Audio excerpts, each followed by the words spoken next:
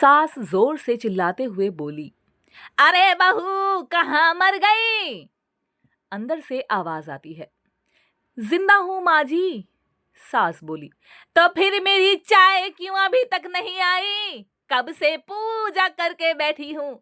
बहू किचन से ही बोली, ला रही हूं माँ जी। बहू चाय के साथ भजिया भी ले आई। सास ने कहा, तेल का खिलाकर क्या मारेगी? बहू ने कहा, ठीक है माँ जी, ले जाती हूं। सास ने कहा, रहने दे, अब बना दिया है तो खा लेती हूं। सास ने भजिया उठाई और कहा, कितनी गंदी भजिया बनाई है तूने। बहू बोली, माँ जी मुझे कपड़े धोने हैं, मैं जाती हूँ। बहू दरवाजे के पास छिपकर खड़ी हो गई। सास भजियों पर टूट पड़ी और पूरी भजिया खत्म कर दी। बहू मुस्कुराई और काम पर लग गई। दोपहर के खाने का वक्त हुआ। सास ने फिर आवाज लगाई, कुछ खाने को मिलेगा? बहू ने आवाज नहीं दी। सास फिर चिल्लाई, अरे भूखी मारेगी क्या? बहू आई, सामने खिचड़ी रख दी। सास गुस्से से बोली, ये क्या है? मुझे इसे नहीं खाना, ले जा। बहू ने कहा, आपको डॉक्टर ने दिन में खिचड़ी खाने को कहा है, खाना तो पड़ेगा ही। सास मुंह बनाते हुए बोली, हाँ तू मेरी माँ बन जा। बहू फिर मुस्कुराई और चली गई। अगली सुबह इनके घर पूजा थी। बहू सुबह 4 बजे से उठ गई। पहले स्नान किया, फिर फूल लाई, माला बनाई, रसोई साफ की, पकवान और भोज बनाया। सुबह के 10 बज गए। अब सास भी उठ चुकी थी। बहू अब पंडित जी के साथ भगवान के वस्त्र तैयार कर रही थी। आज ऑफिस की छुट्टी भी थी। उनके पति भी घर पर थे। पूजा शुरू हुई। सास चिल्लाती और कहती, बहू ये नहीं है, वो नहीं है। बहू दौड़ी दौड़ी आती और सब करती। अब दोपहर के 3 बज गए थे। आरती की तैयारी चल रही थी। पंडित जी ने सबको आरती के लिए बुलाया और सबके हाथों में थाली दी। जैसे ही बहू ने थाली पकड़ी, थाली उसके हाथों से गिर पड़ी।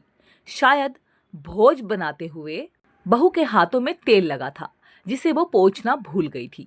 सारे लोग तरह तरह की बातें करने लगे। कैसी बहू है, कुछ नहीं आता, एक काम भी ठीक से नहीं कर सकती।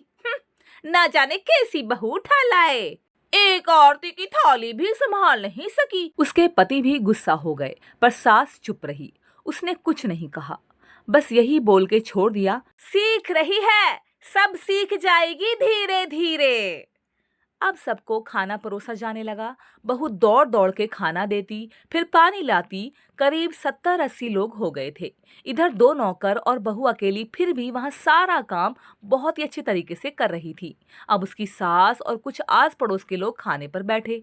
बहू ने खाना परोसना शुरू किया। सबको दे दिया गया। जैसे ही पहला निवाला सास ने खाया, खाते ही सास का मुंह बन गया और वो बहू से बोली, बहू तूने नमक ठीक नहीं डाला क्या? एक काम ठीक से नहीं करती, पता नहीं मेरे बाद कैसे ये घर संभाल लेगी। आस पड़ोस वालों को तो जानते ही हो ना साहब, वो बस बहाना ढूंढते हैं नुक्स निकालने का। फिर वो सब शुरू हो गए, ऐसा खाना है, ऐसी बहू है, ये वो वगैरह वगैरह। दिन का खाना हो चुका था। अब बहू बर्तन साफ करने नौकरों के साथ लग गई। रात में जगराता का कार्यक्रम रखा गया था। बहू भी 1-2 गीत गाने के लिए स्टेज पर चढ़ी। सास जोर से चिल्लाई और बोली, बहू मेरी नाक मत कटवा देना, गाना नहीं आता तो मत गा, वापस आ जा। बहू मुस्कुराई और गाने लगी। सबने उसके गाने की तारीफ की, पर सास मुंह फुलाते हुए बोली, इससे अच्छा तो मैं गाती थी जवानी में, तुझे तो कुछ भी नहीं आता। बहू मुस्कुराई और चली गई। अब रात का खाना खिलाया जा रहा था। उसके पति के ऑफिस के दोस्त साइड में ही ड्रिंक करने लगे। उसका पति चिल्लाकर बोला, थोड़ा बर्फ लाओ। तो वहीं सास भी चिल्लाती हुई बोली, यहाँ दाल नहीं है। फिर पति चिल्लाता, यहाँ कोल्ड ड्रिंक नहीं है, पापड़ ले आओ। इधर उधर आखिर में उसके पति की शराब गिर पड़ी उसके एक दोस्त पर और बोतल टूट गई।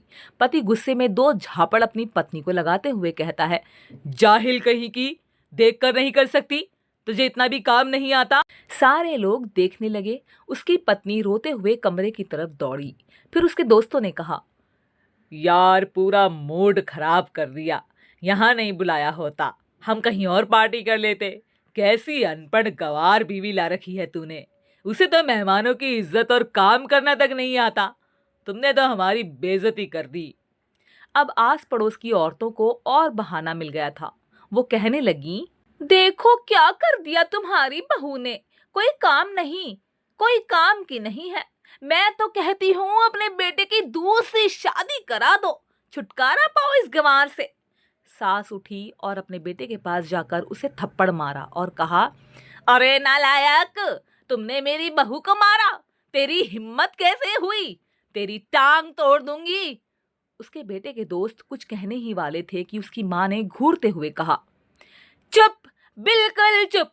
यहाँ दारू पीने आए हो, जबकि पता है आज पूजा है और तुम्हें पार्टी करनी है।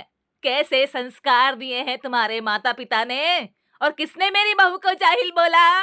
जरा इधर आओ, चप्पल से मारूंगी अगर मेरी बहू को किसी ने एक शब्द भी कहा तो।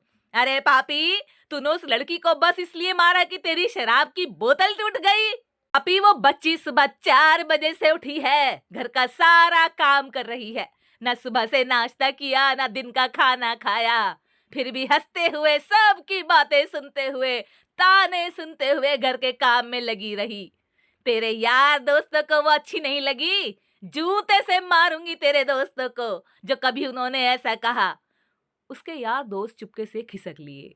अब सास बहू के कमरे में गई और बहू का हाथ पकड़कर बाहर लाई। सबके सामने कहने लगी, किसने कहा था अपनी बहू को घर से निकाल के दूसरी बहू ले आना? जरा सामने आओ। कोई सामने नहीं आया। फिर सास ने कहा, तुम जानते भी क्या हो इस लड़की के बारे में? ये मेरी माँ भी है, बेटी भी। माँ इसलिए क्योंकि ये मुझे गलत काम करने पर डांटती है, और बेटी इसलिए कभी कभी मेरे दिल की भावनाएं समझ जाती है। मेरी दिन रात सेवा करती है, मेरे 1000 ताने सुनती है, पर एक शब्द भी गलत नहीं कहती, न सामने न पीठ पीछे। और तुम कहते हो दूसरी बहू ले आओ। याद है ना छुटकी की दादी, अपनी बहू की करतूत? सास ने गुस्से से पड़ोस की महिला को कहा, अभी पिछले हफ्ते ही तुम्हें मियाँ बीवी भूखे छोड़ घूमने चले गए थे। मेरी इसी बहू ने 7 दिनों तक तुम्हारे घर पर खाना पानी, यहाँ तक कि तुम्हारे पैर दबाने जाती थी, और तुम इसे जाहिल बोलती हो। जाहिल तो तुम सब हो जो कोयले और हीरे में फर्क नहीं जानते। अगर आइंदा मेरी बहू के बारे में किसी ने एक लफ्ज भी बोला तो मुझसे बुरा कोई नहीं होगा, क्योंकि ये मेरी बहू नहीं, मेरी बेटी है। बहू सिसकियां लेते हुए फिर कमरे में चली गई। सास ने एक प्लेट उठाई और भोजन परोसा और बहू के कमरे में खुद ले गई। सास को भोजन लाते देखा तो बहू ने कहा, अरे माँ जी, आप क्या कर रही हो, मैं खुद ले लेती। सास ने प्यार से ताना मारते हुए कहा, डर मत, इसमें जहर नहीं है, मार नहीं डालूंगी तुझे। तुझे नई सास चाहिए होगी, पर मुझे अभी भी तू ही मेरे घर की बहू चाहिए। बहू ने अपनी सास को रोते हुए गले से लगा लिया। सास भी रो दी पहली बार और कहा, चल खाना खा ले।